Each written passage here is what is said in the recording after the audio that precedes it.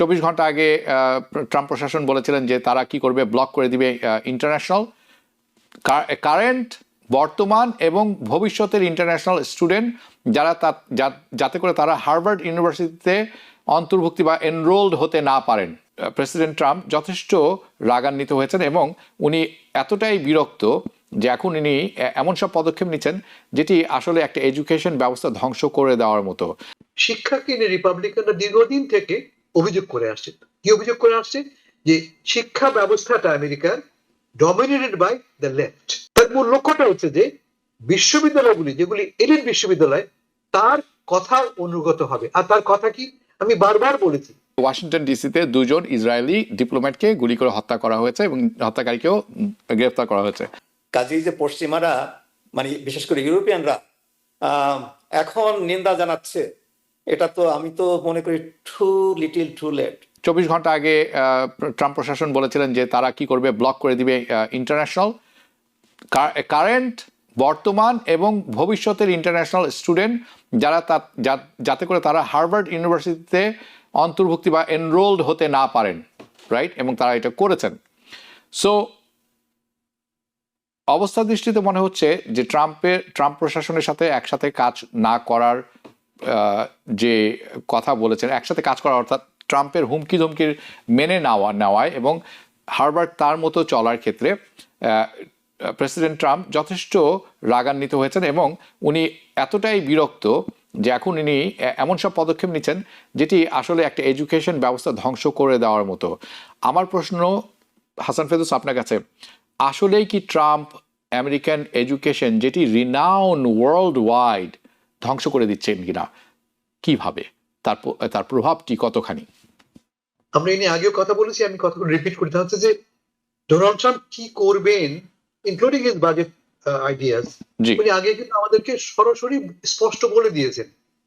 ফলে এটা তার ম্যান্ডেট তিনি মনে করছেন। এই যে মুস্তাফা ভাই বললেন যে গরিবদের, আপনিও বললেন আমিও বললাম, ক্ষতিগ্রস্ত হবে, তিনি স্পষ্ট করে বলেই দিয়েছেন তিনি এই তার বাজেট, তিনি এরকম কাট বাজেট কি বলে ট্যাক্স রিলিফ তিনি বড় লোকের দেবেন, নতুন কোনো গল্প নয়। ফলে অভিযোগ করতে পারি আমরা, বাট আমরা জানতাম তিনি এটা করবেন। একই কথা শিক্ষাকে নিয়েও, কিন্তু শিক্ষাকে নিয়ে রিপাবলিকানরা দীর্ঘদিন থেকে অভিযোগ করে আসছে। কি অভিযোগ করে আসছে? যে শিক্ষা ব্যবস্থাটা আমেরিকার ডমিনেটেড বাই দ্য লেফট। আমার চেয়ে ভালো বলতে পারবেন মুস্তফা ভাই, তিনি শিক্ষাবিদ। আমেরিকান শিক্ষা, বিশেষ করে এলিট স্কুলগুলি, হার্ভার্ড, কলম্বিয়া, ইয়েল, মনে করা যায় এখানে সবাই লেফট, বামপন্থী। যা শেখায় তা আমেরিকার মেইন স্ট্রিম বা আমেরিকার এখনকার যে সাদা মানুষদের যে কালচার তার বিরোধী। এবং এখানে এত বিদেশি আছে যারা বিদেশি সংস্কৃতি এবং রাজনীতি নিয়ে আসে। হার্ভার্ডকে ধরি আমরা, হার্ভার্ডের 27% ছাত্র হচ্ছে গিয়ে বিদেশি। হার্ভার্ডের আয়ের 1/3 আসে বিদেশির পয়সা থেকে। কেমন? এবং সে কারণে হার্ভার্ডকে সাদার্ন ইউনিভার্সিটির তুলনায় হয়তো অনেক বেশি ছাড় দিতে হয় on many issues, including free speech ইস্যুতে। যে কারণে আমরা দেখেছি কলম্বিয়াতে সবচেয়ে বড় অ্যান্টাই ইসরায়েল আন্দোলন কোথায় হলো? আমাদের নিউ ইয়র্কে, তো কলম্বিয়াতে। এবং সে কলম্বিয়ার বিরুদ্ধে প্রেসিডেন্ট ট্রাম্প $400 মিলিয়ন গ্র্যান্ট উদ্যোগ করে নিলেন, ইউনিভার্সিটিকে প্রায় ক্রিপল করে দেওয়ার কথা বললেন। তার মূল লক্ষ্যটা হচ্ছে যে বিশ্ববিদ্যালয়গুলি, যেগুলি এলিট বিশ্ববিদ্যালয়, তার কথা অনুগত হবে। আর তার কথা কি আমি বারবার বলেছি, 3টা জিনিস আমেরিকা যে আমেরিকার তিনি ভিশন দেখছেন, তার যে কল্পনা আমেরিকা, তার 3টে elements. It's a white country, it's a Christian country, it's a conservative country. ফলে 3টা ভ্যালুস কে প্রমোট করতে হবে তোমাকে। ইউনিভার্সিটি আনফরচুনেটলি তার বিবেচনায় এটা করে না। ক্ষতিটা কি এটা একটু বলি আমি। ক্ষতিটা কি হবে? বিদেশি ছাত্র আনা মানেটা কি? বিদেশি জ্ঞানকে আনা, বিদেশি বুদ্ধিকে আনা। এই যে আমেরিকার সফট পাওয়ার বিজ্ঞানের ক্ষেত্রে বিশাল বুৎপত্তি অর্জন করেছি আমরা, তার একটা বড় ভূমিকা হচ্ছে গিয়ে বিদেশি ছাত্রদের। এই যে মুস্তাফা ভাই, উনি শিক্ষক, বিদেশি মানুষ, এদের চোখে আউটসাইডার, জ্ঞান দিচ্ছেন, শিক্ষা দিচ্ছেন, বুদ্ধি দিচ্ছেন, আমেরিকাকে তৈরি করছেন। That's what outsiders do. আমরা আউটসাইডার হলো আমরা আমেরিকার যে ফ্যাব্রিকটাকে আমরা এনরিচ করি।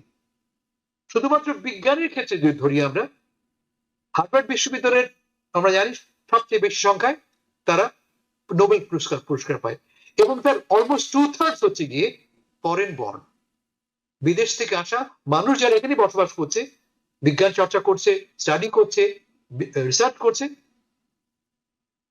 তারা আমাদের জন্য, আমার দেশের আমেরিকার জন্য সম্মান বয়ে আনছে। এখন কি হচ্ছে, এখন আমি একটা এক্সাম্পল দিই আপনাকে। জন হপকিন্স বিখ্যাত তার মেডিকেল সায়েন্সের জন্য। বিজ্ঞান ক্ষেত্রে ল্যাবরেটরিতে কাজ করার লোক তারা গ্র্যান্টস এর অভাবে, সরকারের থ্রেটের কারণে অলরেডি 2000 লে অফ তারা করে দিয়েছে। হার্ভার্ডের ক্ষেত্রে কি দেখেছি আমরা, $2.7 বিলিয়ন গ্র্যান্টস থামিয়ে দিয়েছে। 2.7 বিলিয়ন গ্র্যান্টস থামিয়ে দেওয়া মানেটা কি, অলরেডি দেখেছি আমরা একাধিক ল্যাবরেটরি বন্ধ হয়ে যাচ্ছে। ল্যাবরেটরি বন্ধ হওয়া মানে বিজ্ঞান গবেষণা বন্ধ হয়ে যাবে।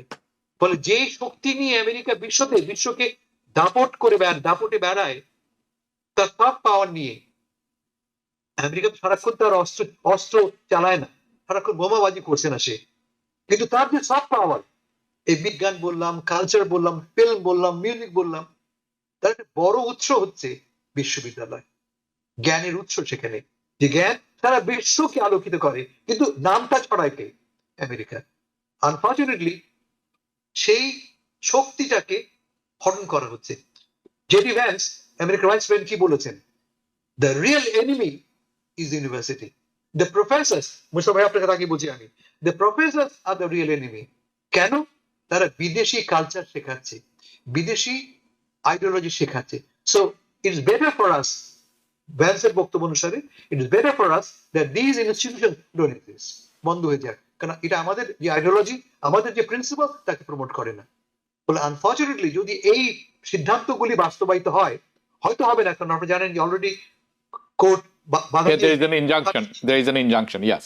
ইনজাংশন হয়তো হবে না, আশা করছি আমরা। হার্ভার্ড অলরেডি ফাইট ব্যাক করছে, ধরে নিচ্ছি আমরা তারা চেষ্টা করবার জন্য।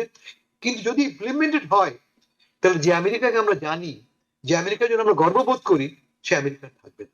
জি, এবং আমি ইনজাংশনটি দেখছিলাম যে হার্ভার্ড যে মানে এটি হওয়ার পরপরই তারা লসুট ফাইল করেছিল, এবং লসুটটি হচ্ছে তাদের ফার্স্ট অ্যামেন্ডমেন্ট রাইটটিকে ভায়োলেট করা হচ্ছে। This is the and then fifth amendment, দুটি নিয়ে তারা এটির পিছনে লেগেছেন। আমি দেখছিলাম যে কি পরিমাণ ছাত্র এই মুহূর্তে, ফরেন স্টুডেন্ট 6800, এবং আপনারা সবাই জানেন per semester in average, not per semester, per academic year সব কিছু বাদ দিয়ে খরচ হচ্ছে $60,000 ইন হার্ভার্ড। আমি এর মধ্যে বই, অন্যান্য খরচ ধরিনি, just tuition and some other expenses. Yes, আমি আপনি অ্যাড করি, আমি এই যে শিক্ষা ক্ষেত্রে আমাদের পিছু হটা সবচেয়ে লাভ হবে কার জানেন? চায়নার। অফকোর্স, চায়না ভেরি গুড সবচেয়ে পয়েন্ট। বেশি ইনভেস্ট করছে বিজ্ঞান গবেষণা। আমি জাস্ট এক্সাম্পল দিচ্ছি একটা, তা হচ্ছে যে 2022 সালে আমরা দেখতে পাচ্ছি যে চায়না 50,000 স্টেম সায়েন্স ক্ষেত্রে ডক্টরেট দিয়েছে 2022 সালে 50,000। জি, আমেরিকা দিয়েছে কত? 34,000। আচ্ছা, এ হলো তো চায়না। আপনাকে আমি আরেকটি তথ্য দিই। যেই প্রফেসর সাচ অ্যাজ মনির মুস্তফা আলীর মতো প্রফেসর যারা আছেন, যাদেরকে ট্রাম্প অ্যাডমিনিস্ট্রেশন হুমকি ধমকি দিয়েছেন যে তোমরা যেভাবে পড়াচ্ছ এটা আমাদের পছন্দ হচ্ছে না, তোমাদেরকে আমরা বহিষ্কার, এবং অনেকে বহিষ্কার করা হয়েছে ইতিমধ্যে। জেনে আশ্চর্য হবেন তাদের সবাইকে, কারণ ইনারা সবাই scholar and they are really sharp in the head, right? তারা আসলে বুদ্ধিজীবী এবং উচ্চ পর্যায়ের লোক। তাদেরকে 3টি দেশ স্কলারশিপ দিয়ে নিয়ে যাচ্ছে তাদের ইউনিভার্সিটিতে পড়ানোর জন্য। এই 3টি দেশ হচ্ছে বেলজিয়াম, একটি হচ্ছে ফ্রান্স, আরেকটি হচ্ছে অস্ট্রেলিয়া। তাহলে আপনি আমার ব্রেন কিন্তু নিয়ে গেলেন, যে কথাটি আপনি বলছিলেন, আপনি আমার মেধাও নিয়ে গেলেন, ব্রেনও নিয়ে গেলেন। And next generation of students will be dumb as you can get, like Trump. I am sorry but I had to say this. Okay, আপনি কোথায় যাচ্ছেন? না, যাচ্ছি না, না, ওনার ডাক এখনো পড়েনি, যে কোনো সময় পড়তে পারে। ওকে, যেটা বলতে চাইছি, আমি পাশের দেশটার কথা আপনারা উল্লেখ করেনি, কানাডাও। Sorry, thank you Monir Mustafa Ali, ধন্যবাদ আপনাকে। And Canada, and they will all take advantage and আমরা হব ব্রেন শূন্য। এটি জাস্ট সময়ের ব্যাপার। আমি একটু প্রসঙ্গের পরিবর্তন করব, আমি যাব কয়েকটি প্রশ্ন জড়িত থাকবে মনির মোস্তফা ভাই আপনার জন্য। ডিসিতে, ওয়াশিংটন ডিসিতে 2 জন ইসরায়েলি ডিপ্লোম্যাটকে গুলি করে হত্যা করা হয়েছে এবং হত্যাকারীকেও গ্রেফতার করা হয়েছে। আমরা হত্যার নিন্দা জানাই। Violence is not the way to resolve issues. আমরা কখনো ভায়োলেন্স সমর্থন করি না এবং করবো না। কিন্তু এটির প্রতিক্রিয়া আমরা দেখেছি মিডিয়াতে এবং ট্রাম্প প্রশাসনে, যে প্যাম বান্ডির কথা আমি শুনছিলাম, তার যে একে ধরতে হবে, একে চরম শাস্তি দিতে হবে। এদিকে গাজাতে হাজার হাজার বৃদ্ধ নারী, পুরুষ, প্রেগনেন্ট মহিলা মারা যাচ্ছে। স্কুল অ্যান্ড হসপিটালস আর বামড এবং অ্যাম্বুলেন্স থেকে ডাক্তার, প্যারামেডিক্সকে বেড়ে পয়েন্ট ব্ল্যাঙ্ক শুট করা হচ্ছে। How do you explain this? What is your reaction, first of all, about DC diplomat? আমি কিছুটা রিসার্চ করেছি, আমি কিছু তথ্য বের করেছি, আমি পরে শেয়ার করব। এবং গাজাতে কি হচ্ছে, কারণ এখনও সেখানে চরমভাবে আক্রমণ চলছে এবং গতকাল জাবালিয়াতে প্রায় 140 জনের মতো মৃত্যুবরণ করেছেন ইসরায়েলি বামিংয়ে। একই সাথে ফ্রান্স, ইউকে, কানাডা চরমভাবে নেতানিয়াহুকে সমালোচনা করছেন। কেন? এখন কেন? শুনবো আপনার কাছে। আপনি তো অ্যাটর্নি জেনারেল প্যাম বন্ডির কথা বললেন। ডিসির ডিএ কিন্তু এখন জেনিন বিরো, আরো ভয়ঙ্কর মহিলা, who is as stupid as you can get. কাজে মিস্টার রড্রিগাজের কি হবে সেটা তো আমরা বুঝতেই পারছি। সেটা তো বড় কথা না। বড় কথা যেটা, সেটা হলো ঘটনাটা আনফরচুনেট, সেটা আপনিও বললেন। এটা একটা ট্রাজিক ঘটনা যে 2 জন মানে কম বয়সী এইডসদের জীবন দিতে হলো। একজনের বয়স সম্ভবত 30 বছর, একজনের বয়স কত 24 বছর বা 26 বছর বয়স। এবং তারা ফিয়ান্সেস, মানে তাদের বিয়ে হতে যাচ্ছিল তাদের। হ্যাঁ, বিয়ে হতে যাচ্ছিল। হ্যাঁ, এটা একটা আনফরচুনেট ঘটনা। কিন্তু এই ঘটনার রুট কজটা কি সেটা আপনি কিছুটা ইঙ্গিত দিয়েছেন। সেটা আপনি এখান থেকে ঘটনাটা নিয়ে গেছেন ইসরায়েলে। সেখানে কি হচ্ছে, গাজায় কি হচ্ছে? গাজায় যেটা হচ্ছে এটা তো একদম মানে এটাকে কি বলবো, একেবারে নেকেডলি জেনোসাইড। এর চাইতে আর জেনোসাইড মানে কতটা নেকেড হতে পারে এটা তো বলার অপেক্ষা রাখে না। কাজেই যে পশ্চিমারা, মানে বিশেষ করে ইউরোপিয়ানরা এখন নিন্দা জানাচ্ছে, এটা তো আমি তো মনে করি টু লিটল টু লেট। এটা অনেক আগেই করছিল। তবে হ্যাঁ, ইটস নেভার টু লেট। এখনো এই ইসরায়েলকে প্রেসার দিয়ে গাজায় আর হত্যাযজ্ঞ চালানো ঠিক হবে না। এটা ইমরাল, এটা আনএথিক্যাল, এটা ভীষণভাবে নির্মম। হ্যাঁ, কাজেই এই যে সমস্ত হত্যাযজ্ঞ হয়, এটাকে টেরোরিজম বলেন আর যাই বলেন না কেন, এর রুট কজ গুলো বের করে সেগুলো কিন্তু অ্যাড্রেস করতে হবে এই পশ্চিমা দেশগুলো।